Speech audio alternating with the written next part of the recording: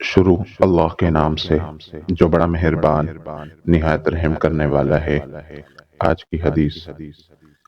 انس بن مالک رضی اللہ عنہ کہتے ہیں کہ رسول اللہ صلی اللہ علیہ وسلم نے فرمایا، جس شخص میں تین باتیں ہوں گی وہ ایمان کا ذائقہ پائے گا۔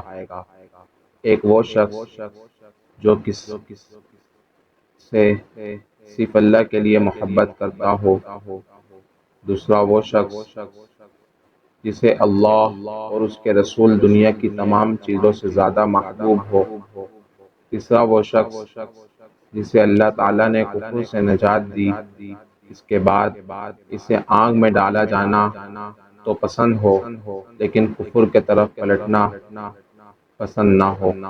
سنن ابن ماجہ حدیث نمبر 4033۔ اسی طرح کے اور دعا اور احادیث کو سننے کے لیے ہمارے چینل کو سبسکرائب کیجیے۔ السلام علیکم ورحمۃ اللہ۔